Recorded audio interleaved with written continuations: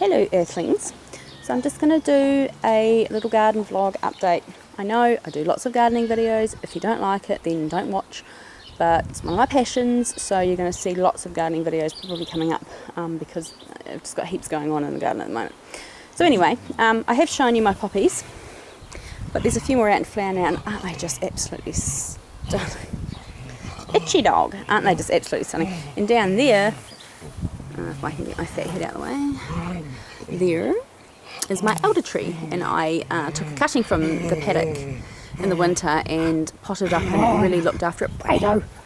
And yeah, it's growing really well. It's getting a little bit shaded out, but once all these flowers go, it'll probably fill in this gap quite nicely.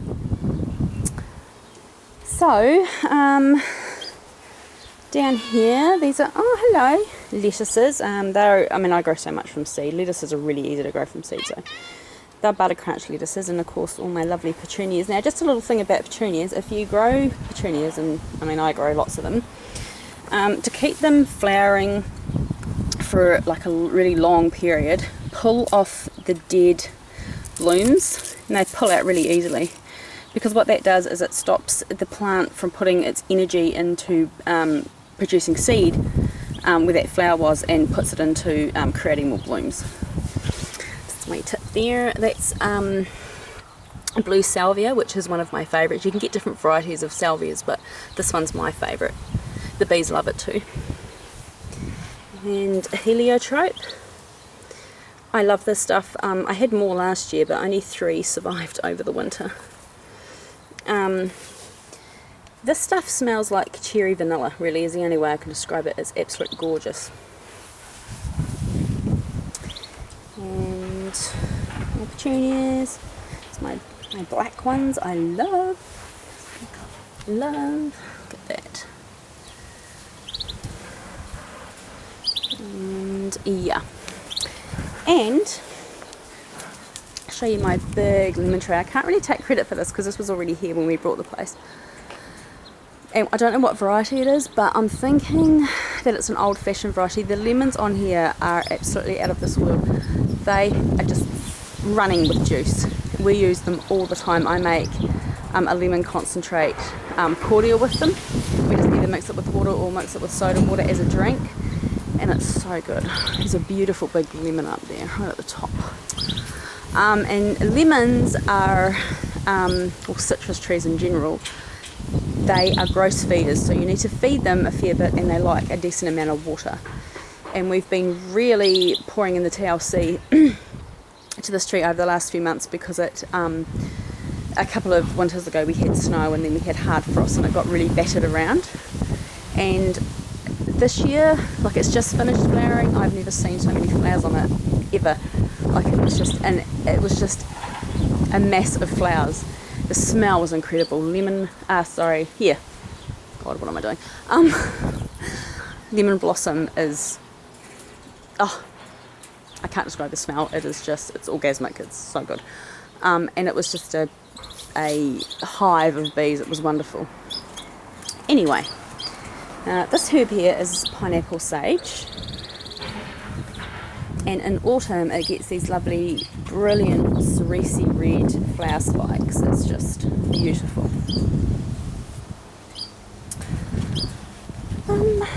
So I've got quite a few strawberries coming on.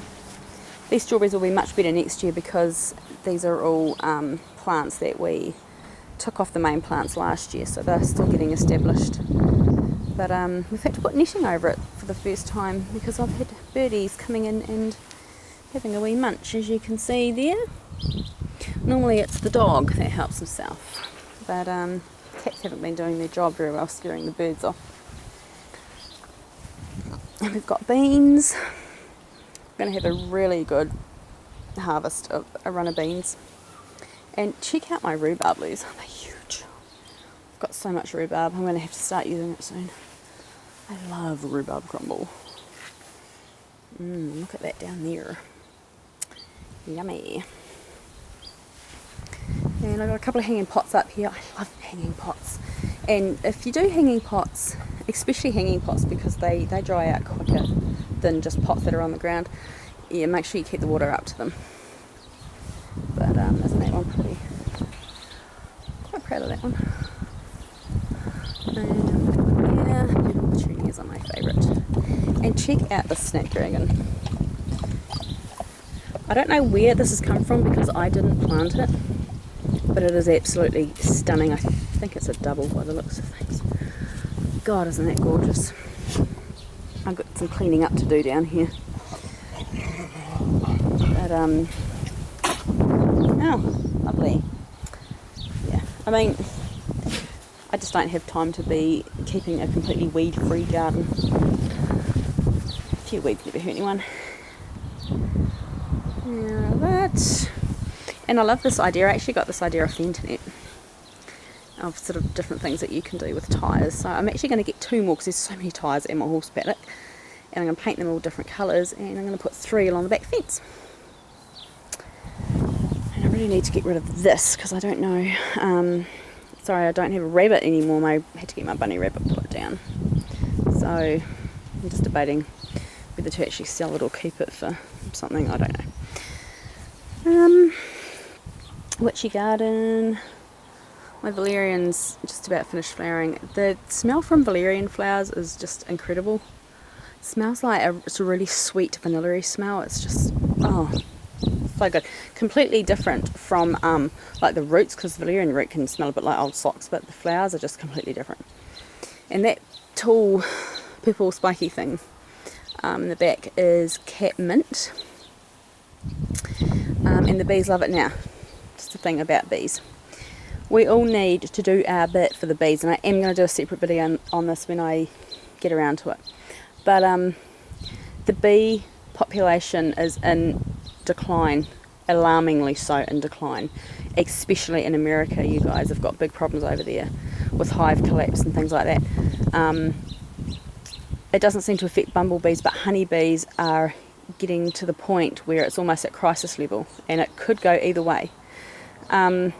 We all need to do our bit for the bees, and even if you have just got a little veranda or somewhere where you can put some potted plants, and like, you know, you guys over the pond that are still in winter, think about some plants that you can grow for the bees this coming spring, because it's so important. We all need to do our bit, and as pagans you need to be aware of things like that. Well, I think you do anyway.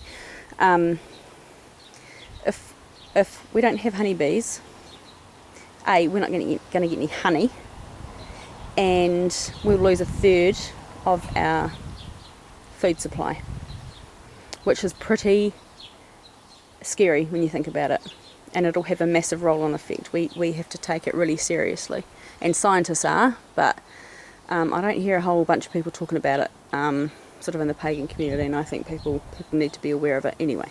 That's a whole separate video. But I grow lots of plants for bees and butterflies because you need them in your garden. You need them to pollinate, and if you've got a garden that's full of bees and full of butterflies and full of beneficial insects, then you've got a really healthy garden. If you don't have any of that, then you need to look at what you're spraying around your garden and maybe put in some old-fashioned flowering plants. I'm big on growing nanoplants. You'll never find a structured, overly tidy, maintenance-free, easy care garden here. It'll always be rambling and full of bees and texture and smells and butterflies and bugs and things. Anyway, so this is old-fashioned honeysuckle, which actually you can't buy anymore in the garden centres because it's listed as an obnoxious weed. It does get quite invasive if you're not careful. My husband's, every time he comes out, he's like, I'm going to come and hack that down, and I am always telling him off. The smell when you come out here of an evening, and it's a still warm evening, the smell is just, the whole garden smells of this honeysuckle. It's absolutely gorgeous. Anyway, so this is my little mini bee garden. I've got various things in here. This top tire has got a packet of butterfly and bee, like it's a mix that I've put in here, so I'm not entirely sure what it'll look like exactly what's in there. Oh, there's a cat over there. So that'll be interesting when it's all that flower, and I've got borage and stuff in there, and bees love borage. I didn't know you were in there. God, what a freaking life. What a life! Yeah. And my mulleins flowering. So So thrilled about that. It flowers in the second year, and it adds a lot of height and just a lot of interest. I think it's a really gorgeous looking plant. Oh, and this is new. This brazier was given to us as a wedding present years ago, obviously when we got married 11 odd years ago. And I have a fire pit now over there in my messy conservatory. And so we weren't using this, and we were just going to take it to the dump and recycle it.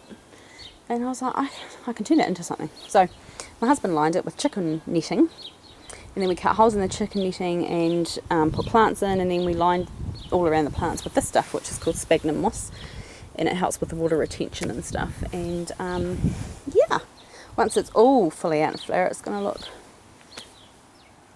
awesome. Just some, little bit of interest in the garden. My beautiful rosemary. So, veggie garden. This obelisk has got gherkins growing up it, which are there, which I pickle, and they're just flowering now. I don't know if you can see. I can't even see what I'm looking at because the sun's too bright. But yeah, I pickle them up and then we eat them all throughout the year. Oh, that needs to come out. Oh, willow, shush. That's silver beet. And corn, if you're going to grow corn in blocks, don't grow them in rows, because corn's self-pollinating, and if you grow them in rows, then you could well find that you don't get a very good crop. But if you grow them in blocks, then it's much easier for them to pollinate themselves. So, and I've got broccoli. Can you see? There. This is all cabbages, broccoli, and cauliflower. Another broccoli there, which I'm going to harvest and have some with our dinner tonight. Oh, that's a beautiful broccoli. Yum. And we've got radishes in there as well. Garlic. Decided that we're not going to grow garlic anymore, because we get a reasonable harvest, but not much, and it takes up too much room. So I'm sort of getting a little bit firm with what I'm growing, only growing things that we know that we can grow really well. And one thing that we can't grow very well is celery. I'm not growing celery anymore. I used some of the celery last night in our stew, and it was absolutely fucking disgusting. It was like eating leather. So I don't know what the trick is with celery, but it's cheap enough to buy, so I'm going to be buying it. We've got shallots down here, and beetroot, and I've got sunflower, see? That's open, and we've got masses of friggin' weeds. The cabbage, that's curly kale, that's really good for you. And let me see if I can climb in here without breaking an ankle.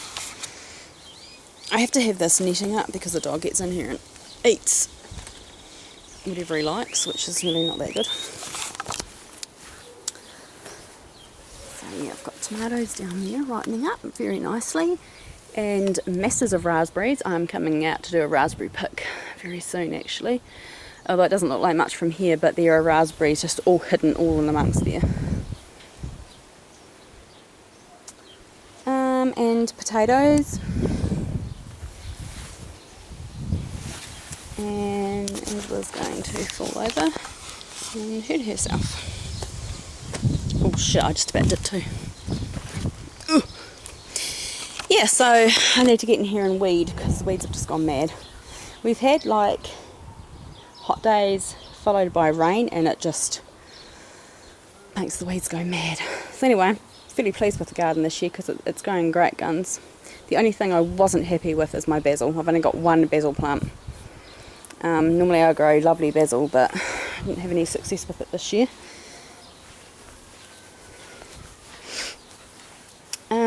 Oh, and look what my friend gave me. We had a barbecue last weekend. My friend gave me a holly, a little baby holly. Isn't that cute?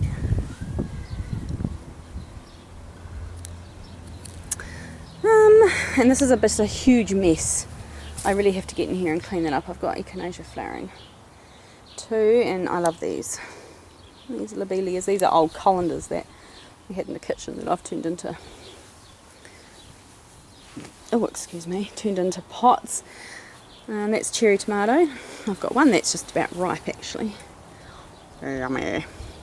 So you don't need a lot of space to grow tomatoes. You can grow cherry tomatoes quite well in hanging baskets, as long as you keep the water up to them and you keep them fed regularly. And look at the flowers on it, boy. Every one of those flowers is a tomato, and it's had bees all over it.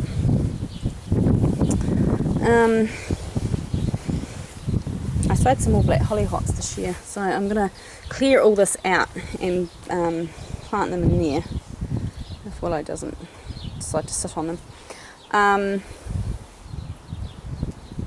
I grew hollyhocks a couple of years ago and they were beautiful, and I don't know why, but they all disappeared. Well, actually I do know why now, but they all disappeared and foxgloves arrived, and I had never grown foxgloves here, but yeah, anyway, there's a bit of a story behind that. Yeah, so that's kind of it. It's a big catnip. Willow's favourite. She sleeps in there. She crawls in there and sleeps. Because she's weird. Lemon verbena. Oh my god, this has got one of the strongest lemon scents out of all the lemon scented herbs. And I've got black sweet peas. Well, they're called black sweet peas, but actually they're not. As you can see, they're just a dark purple, but they're lovely. And I've self-seeded all through there, and I've just let them go for it. And my lavender. And this is mugwort. Look at the friggin' size of it. I had no idea. It's taller than me. I had no idea mugwort got this tall. I'm not entirely sure what to do with it. To be honest, I'm going to have to look it up and see when the best time is to prune it and stuff. But yeah, it's such a shame that I cannot send plants overseas. But my god, I could just I could supply people with so many herbs for ages. And I've let my my white sage flower, and that gets really tall as well, as you can see. And that's all white sage in there. And that mess is common sage, and I really don't use it all that often. I let it flower because the bees really like it. And lemon balm, and I got more white sage there. And more mullein. There's such a mess down here, I've got so many weeds.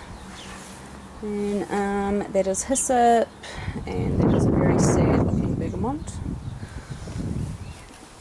which I don't think I'll bother growing in here again because it never does very well. And blue cornflowers that are just about finished, they're looking a bit straggly. And lettuces. And spearmint. I did a, can't remember what the hell I called it, garden centre finds or something like that. And I brought a little spearmint plant. Well, this is it. Look at the friggin' size of it, it's huge. And we had a new potatoes last night with our dinner, and I cooked, God's up new potatoes, you have to cook them with a sprig of mint. I don't know if you guys do it overseas, but it's like a Kiwi tradition here. And that was so good, and spearmint makes a really nice tea as well. So that's pretty much it. Hey! Yes. And I'll do a front video update and a dog chase the cat, and a fairy garden update at another stage. I'm actually cooking horse feed at the moment, and I need to go down and feed the horses and do some other bits and pieces. So anyway, I'll catch you in the next one. Bye.